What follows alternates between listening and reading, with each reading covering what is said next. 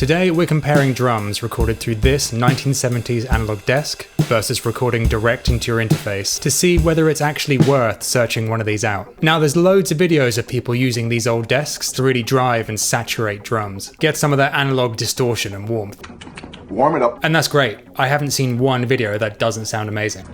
But what if we wanted to just be a bit more subtle with it and use the inbuilt preamps and EQs the same way we'd use any other desk or interface? Just trying to add a bit of flavor instead of blowing things out. Will it make a huge difference to the sound? Or are we just drawn to the idea of having something that we can touch and move and slide, instead of just nudging plugin settings with a mouse? To test this, I've done 4 recordings of the same drum beat, each one with slightly different processing. Drums into the desk with the EQ flat, into the interface, drums into the desk using the inbuilt channel strip EQ into the interface, drums directly into the interface with no EQ, drums directly into the interface, matching the EQ settings of the desk in the UAD console. The desk I'm using is a Studiomaster 1642 from 1978. There's a bit of gain discrepancy with a couple of the channels, but generally it looks like it's been looked after really well. Alright, let's talk about the drums and the mics. The cymbals are both 1960s Zildjian Avidis?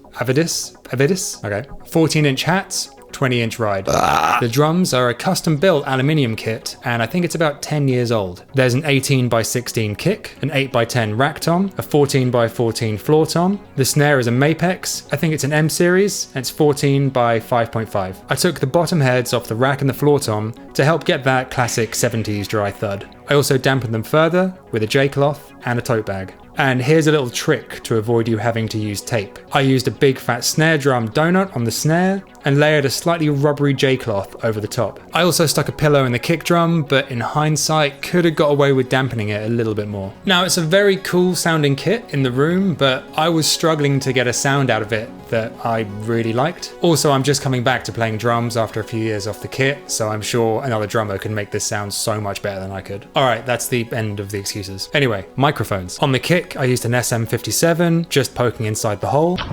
I think for this size kick and the kind of sound we're going for, I think a 57 sounds great. Great. SM57 on the snare, the classic, at about a 27-degree angle with the capsule just inside the rim. And the overheads are not AKG 414s.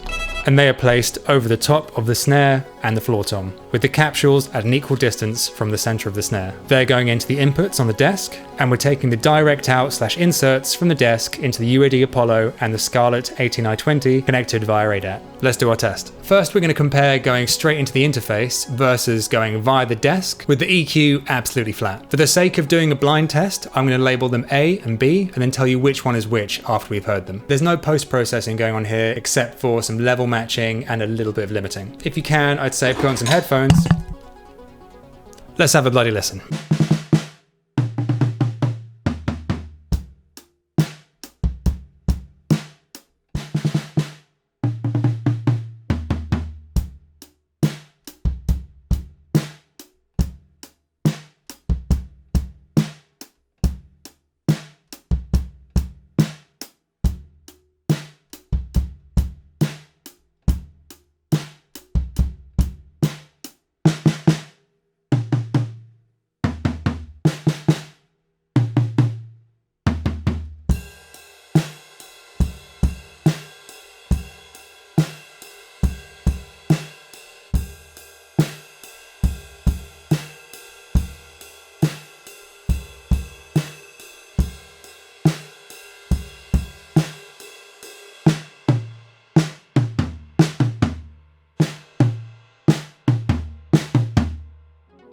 Alright, which one did you prefer? If you guessed that A was the Studiomaster, then you could not have been further from the false, because A was indeed the Studiomaster, which makes B the direct interface recording.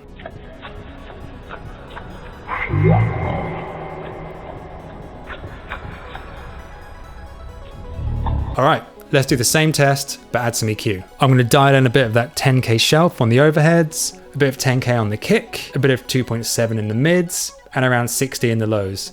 On the snare, a bit of that shelf, a bit of 2.5, and some 220. And then I'm going to make some similar moves on the stock EQ in the UAD console. Obviously they're going to sound a little bit different, but we're just kind of aiming for a ballpark here. Alright, let's hear them. A versus B.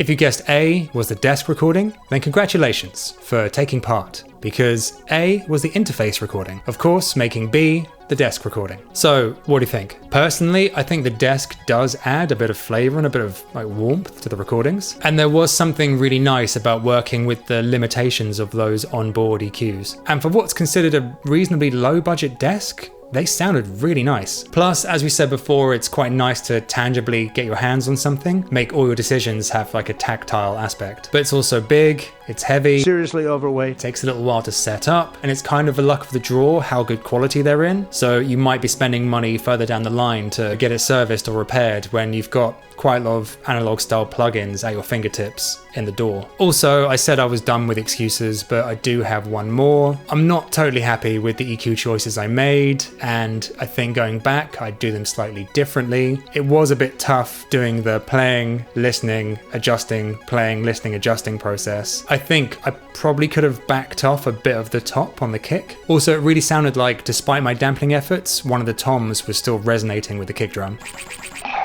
Anyway, if you enjoyed this and you want to support me, then please consider going to Bandcamp and buying some of my music, follow me in all the places, and why not subscribe to the channel, because the next video is also going to be on the channel. Alright, goodbye.